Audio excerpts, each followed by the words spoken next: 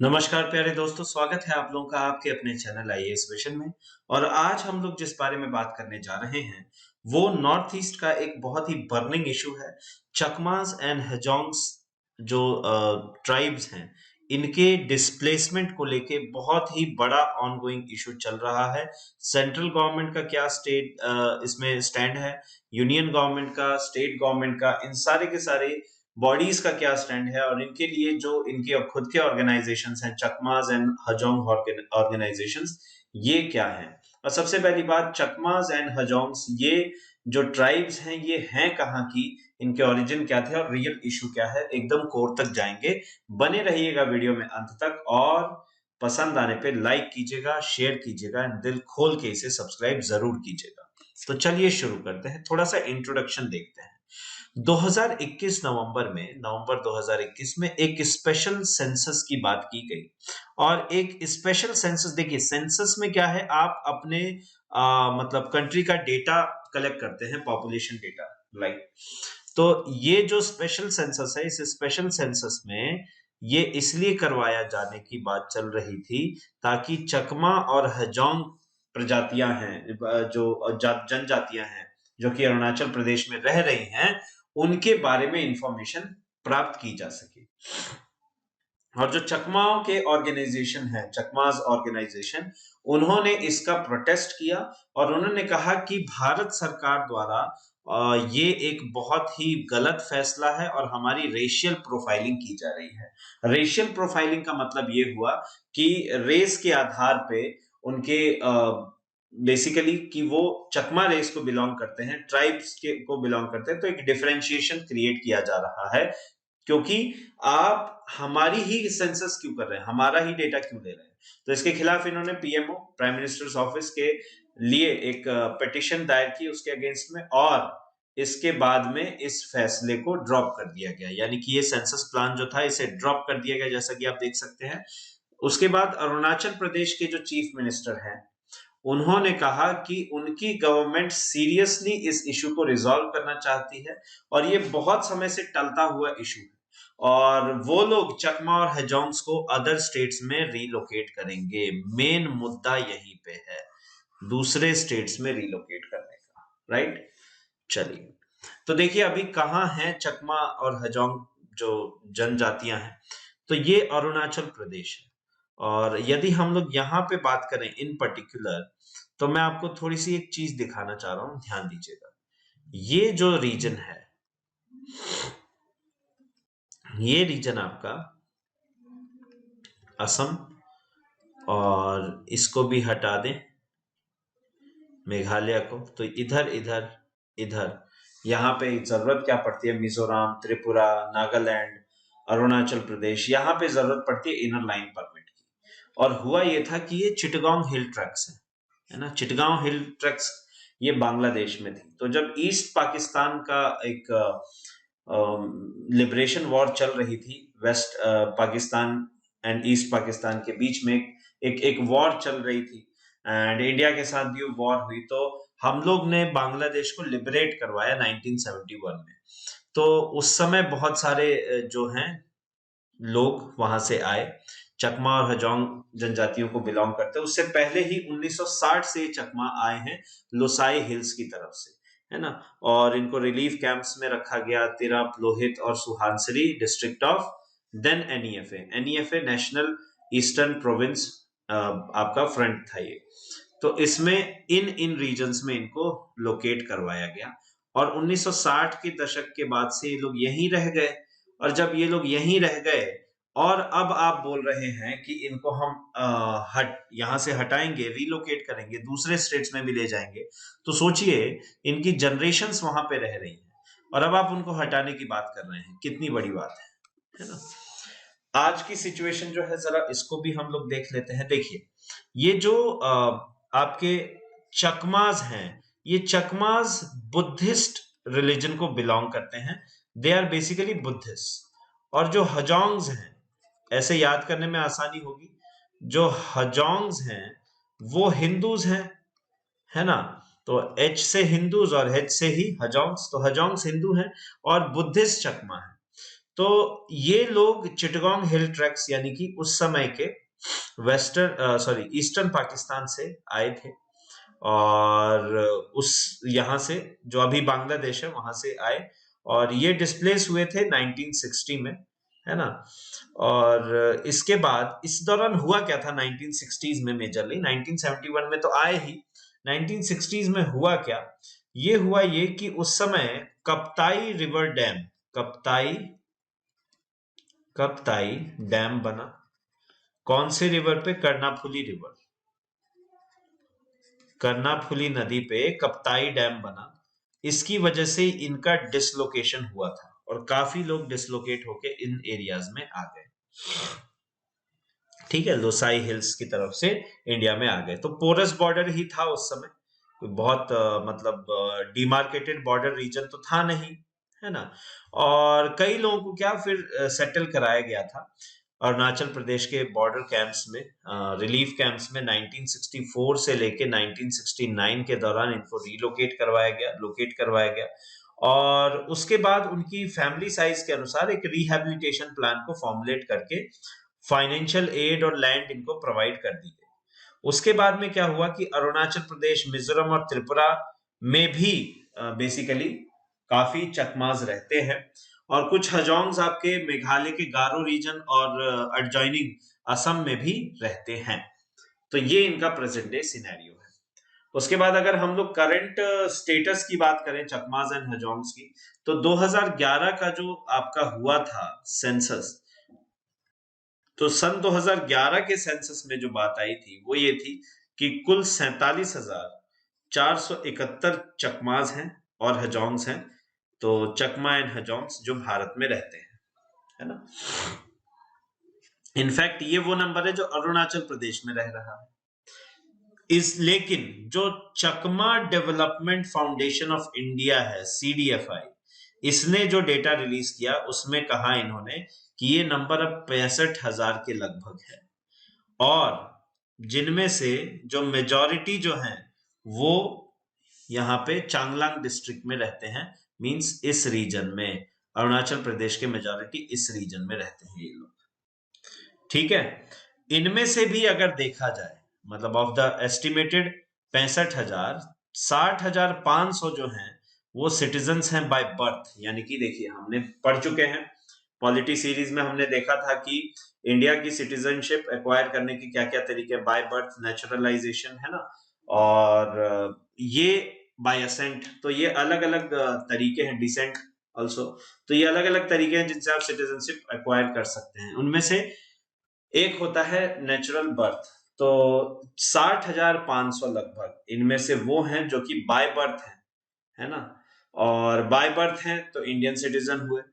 और उसके अलावा ये लोग भारत में के नागरिक होने के बावजूद अगर इनके साथ रेशियल प्रोफाइलिंग हो रही है तो गलत है, तब तो गलत है ना यार, क्योंकि इंडियन स्टेट, इंडियन गवर्नमेंट अपने ही नागरिक के साथ, अपने ही सिटीजन के साथ ऐसा दुर्व्यवहार कैसे कर सकती है, राइट।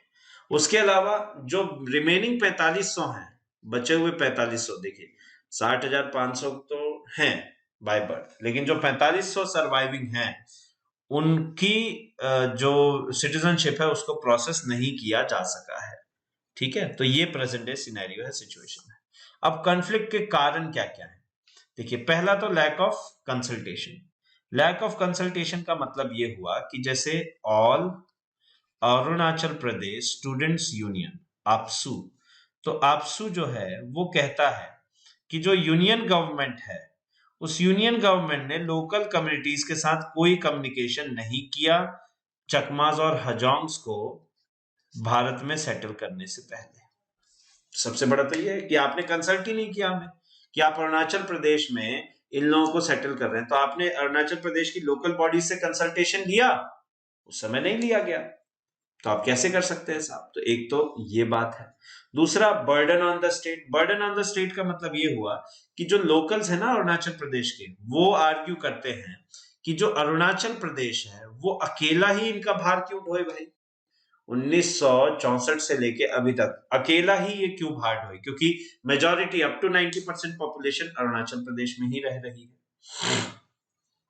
है ना, और बहुत समय से अरुणाचल प्रदेश ही है जो इस बर्डन को बेयर कर रहा है।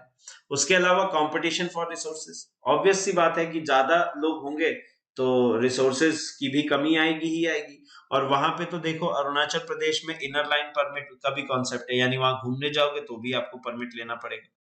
पूरे भारत में कहीं नहीं है, इन ही राज्यों में है, जैसे आपका अरुणाचल प्रदेश हुआ, मिजोरम हुआ, मणिपुर हुआ, नागालैंड हुआ, तो इन्हीं राज्यों में है ना। तो यहाँ पे बेसिकली रिसोर्सेज की कमी ही है, क्योंकि जितने भी लोकल ट्राइब्स हैं, लोकल पॉपुलेशन है, वो लोग तो खेती और एनिमल हस्बेंड्री इन सब पे ही डिपेंडेंट है। तो ये तो लिमिटेड रिसोर्सेज है। और लोकल ट्राइब्स जो है वो क्लेम भी करती हैं कि ये जो माइग्रेंट्स हैं वो तेजी से बढ़ रहे हैं, और जैसे जैसे तेजी से बढ़ रहे हैं तो उनका खुद का जो सर्वाइवल है, ओरिजिनल्स जो हैं, जो पहले से रहते आए हैं, उनका खुद का जो सर्वाइवल है वो डिफिकल्ट हो जा रहा है, राइट। सो ये बिहाइंड द कॉन्फ्लिक्ट रीजंस है, कारण है। अब क्या क्या चकमास और हजोंग्स इसमें कंसर्न अपने रेज कर रहे हैं, तो एक तो हम लोग देख चुके, पहला रेशियल डिस्क्रिमिनेशन या racial profiling, right. Racial discrimination और रेशियल प्रोफाइल। तो देखिए चकमा और हजोंग कहते हैं कि हम लोग यहाँ पे क्या है साहब, नागरिक हैं, तो हमें भी राइट टू इक्वेलिटी मिलना चाहिए ना। तो आर्टिकल 14 का उल्लंघन है ये तो, है ना। उसके अलावा जो international convention for elimination of all forms of racial discrimination, right, so AFRD, इसका आर्टिकल नंबर 1 कहता है कि ह्यूमन राइट्स का वायलेशन नहीं होना चाहिए और रेशियल डिस्क्रिमिनेशन नहीं होना चाहिए। तो इसका भी ये तो वायलेशन है ना, और इंडिया तो इसको रेटिफाई भी कर चुका है पहले से ही, है कि नहीं। उसके अलावा उन्होंने कहा कि 1960 में से ये लोग यहां रह रहे हैं, तो 95% जो है वो नॉर्थ ईस्ट फ्रंटियर एजेंसी या नेफा, NEFA उस समय की, या अरुणाचल प्रदेश। अरुणाचल प्रदेश का पिछला नाम क्या था, नेफा। नेफा मतलब नॉर्थ ईस्ट आपका फ्रंटियर एजेंसी, राइट। तो उसमें इनर लाइन परमिट की जरूरत होती है ना। और इसमें अगर देखा जाए तो जो आउटसाइडर्स है, बाहर वाले लोग हैं, वो वहां जा ही नहीं सकते बिना इनर लाइन परमिट के, है ना। और सेंसस के लिए आप फिर कैसे भेज रहे हैं। उसके अलावा अगर आप उनको डिस्प्लेस करेंगे तो बाकी लोगों को लेके आएंगे, बाकी लोग वहां पे आएंगे कैसे, ये तो इनर लाइन परमिट का वायलेशन है, right. Is it clear? Okay, अच्छा। उसके अलावा विक्टिमाइजेशन की बात कर ली जाए यहाँ पे, तो जो दो कम्युनिटीज हैं उन्होंने कहा है कि हम लोग हमेशा से hate crime, police vandalization, police atrocities, discrimination, या फिर हमारे राइट्स को नहीं दिया जाता, बेनिफिशियरी प्रोग्राम से स्टेट में, उनमें हमारा मेंशन नहीं है, तो हम लोग को कुछ मिल ही नहीं रहा है, हम लोग तो विक्टिम्स हैं एक्चुअली, और हम लोग क्या रिसोर्सेज के लिए फाइट करेंगे। तो उनका कहना ये है ना।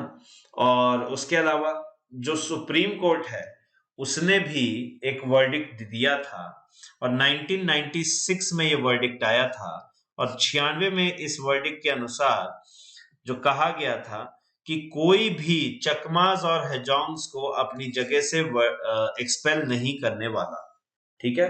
और उसके अलावा उन्होंने कहा था सेंट्रल और स्टेट गवर्नमेंट्स को कि जल्दी से जल्दी इनकी सिटीजनशिप को प्रोसेस कर दिया जाए।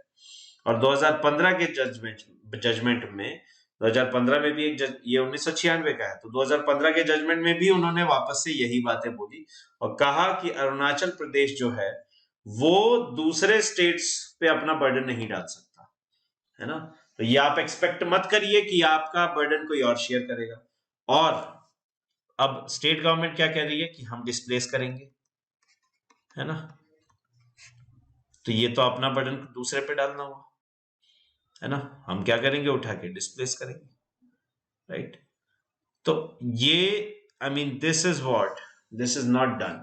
आर्टिकल 14 का वायलेशन है, आर्टिकल 1 का वायलेशन है, यूनियन मतलब यूनाइटेड नेशंस आपका रेशियल डिस्क्रिमिनेशन के अगेंस्ट, राइट। सो ये सारी चीजें, तो कहने का मतलब ये है कि union government, state government against में है, सुप्रीम कोर्ट फेवर में है, और सिटीजनशिप एक्ट इनके फेवर में है। तो आगे चल के बहुत बड़ा टसल होने वाला है, it is like a ticking time bomb, है ना, टाइम बॉम्ब है और उसका समय चल रहा है, टाइमर ऑन है। तो स्टोरी जो है अभी वो है ना। और जितना जल्दी हो सके इसका पॉलिटिकलाइजेशन बंद होना चाहिए।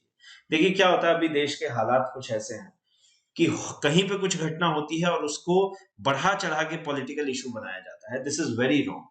जैसे फॉर एग्जांपल कल ही मैं न्यूज देख रहा था और एक महानुभाव जो अपने आप को मुस्लिम नेता मसीहा कहते हैं, नाम लेना सही नहीं है, आप सब समझ ही जाएंगे, वो कर्नाटक में हिजाब इशू चल रहा है। स्कूल और सीबीएसई के अपने नॉर्म्स हैं, उनका कहना है कि चीटिंग को प्रिवेंट करने के लिए ऐसा किया गया। ये बार बार इस पे धार्मिक उत्पीड़न का, धार्मिक प्रताड़ना का एक चोगा पहनाने की कोशिश हो रही है ना। तो बेसिकली मुद्दा ये है कि अब जो भी है उसमें जो भी सही गलत उस पर बात नहीं करेंगे, हम ये देखना चाहिए हमें कि what ever be the matter, उस पे उत्तर प्रदेश में बिकॉज चुनाव होने हैं, वो व्यक्ति जाके कहते हैं आप भूलने नहीं चाहिए, तो और आपको भूलना नहीं, आपको ये नहीं होना, आपको वो नहीं करना। साहब सबसे बड़ी नफरत तो आप ही फैला रहे हैं। जो दो कम्युनिटीज हैं जिनके बीच में ऑलरेडी अनस्टेबिलिटी है, उसको आप और ज्यादा बढ़ा रहे हैं। और ये दोनों साइड है, लोगों को सतर्क होना पड़ेगा क्योंकि दोनों साइड है। इधर भी हैं भड़काने वाले लोग, उधर भी हैं भड़काने वाले लोग, तो बचना पड़ेगा, है ना। वैसा ही कुछ यहाँ पे भी स्टोरी है कि एथनिक और एथनिसिटी, ये कॉन्शियसनेस जो है ये यूनिवर्सल फिनोमिनन है ना। और कोई भी सोसाइटी अपने आप में एक्सेप्टेंस, आपको जैसे आप हैं, आप सेंटिनल आइलैंड्स क्यों नहीं जा सकते, क्योंकि वहां जो सेंटिनलीज हैं, लोग हैं, वो आपको एज देयर ओन आइडेंटिफाई नहीं करते, है ना। तो ऐसा ही ऑब्जर्व देखो, नॉन ट्राइबल लोग जो है मेघालय की कैपिटल शिलोंग में, उनके साथ भी ऐसा ही ऑब्जर्वेशन हुआ है ना। तो ये लॉन्ग टर्म जो सोल्यूशन है वो ये है कि आप जो सुप्रीम कोर्ट का जजमेंट है उसको रिस्पेक्ट करें, इसका पॉलिटिसाइजेशन ना करें, और जितनी जल्दी हो सके बैठ के विचार करके सारे स्टेक होल्डर्स को बुला के आप इस मैटर को जितना जल्दी हो सके सॉर्ट आउट करवाएं। So this is what expected from the part of government of India right now. आशा करता हूं आपको वीडियो पसंद आया हो। एक बहुत ही बर्निंग इशू है जिसपे हमने बात कर ली, अच्छा रहा, एंड होपफुली ये फ्यूचर में रिजॉल्व हो जाए एंड किसी को उसकी जगह से ना हटना पड़े। तो मिलते हैं अगले वीडियो में, तब तक के लिए जय हिंद, जय भारत, वंदे मातरम दोस्तों।